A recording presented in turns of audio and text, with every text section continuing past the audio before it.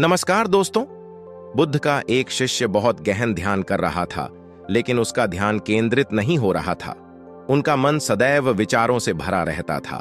उसने अपने दिमाग को खाली करने की बहुत कोशिश की, लेकिन उसकी सारी कोशिशें नाकाम रहीं।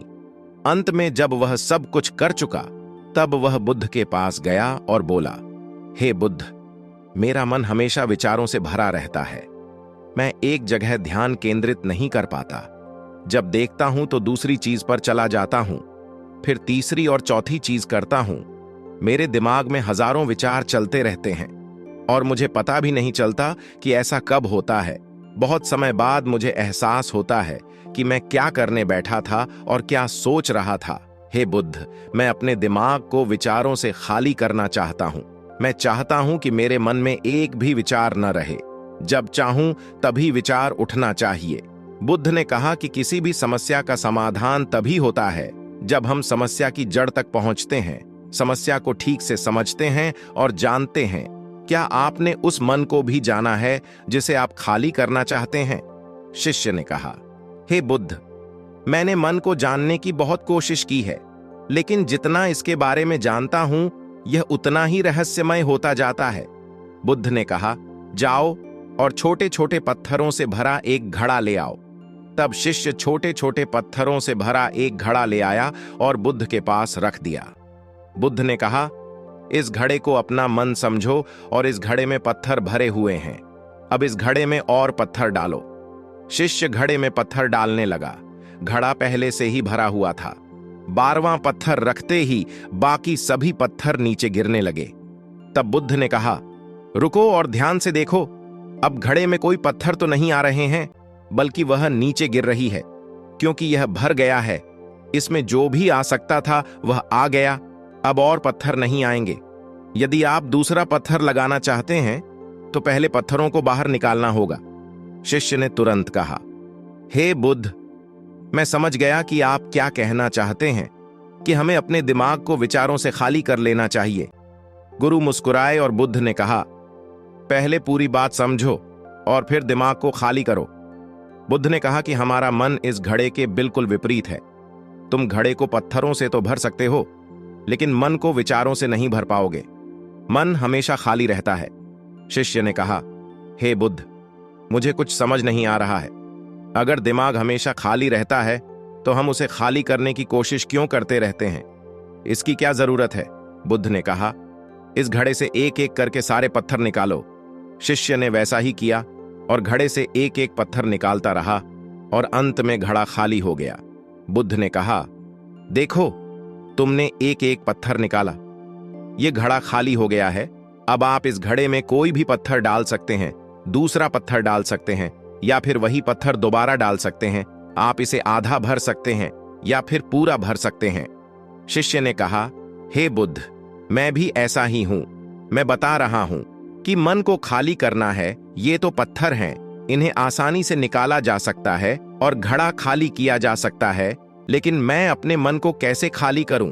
बुद्ध ने कहा, इस खाली घड़े में एक पत्थर डालो और 2 पत्थर निकाल लो। शिष्य ने यह कहा, ऐसा कैसे हो सकता है कि जब इस घड़े में एक पत्थर होगा तो एक ही पत्थर निकलेगा, फिर 2 पत्थर कैसे निकल सकते हैं?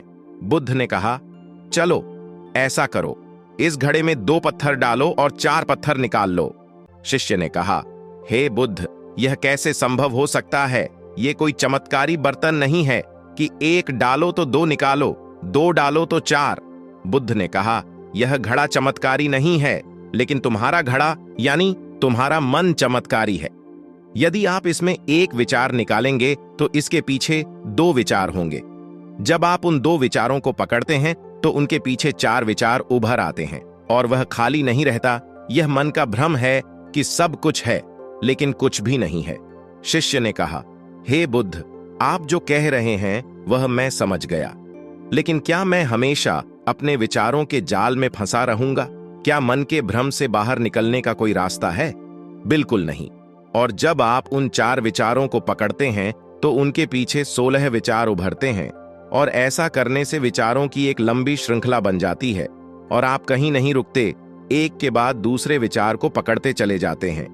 यह मिट्टी का घड़ा पत्थरों के घड़े के समान है, भरा रहेगा लेकिन आपका मन कभी नहीं भरता, वह हमेशा खाली ही रहता है। हमारा दिमाग भी एक विचार के बाद हमारे लिए हजारों विकल्प खोल देता है और हम एक मुख्य विचार को छोड़कर उन हजारों विकल्पों में फंस जाते हैं। शिष्य ने कहा, मैं आपकी बात अच्छी तरह समझ गया हूं, लेकिन अब मुझे क्या करना चाहिए? मेरा मार्गदर्शन करें।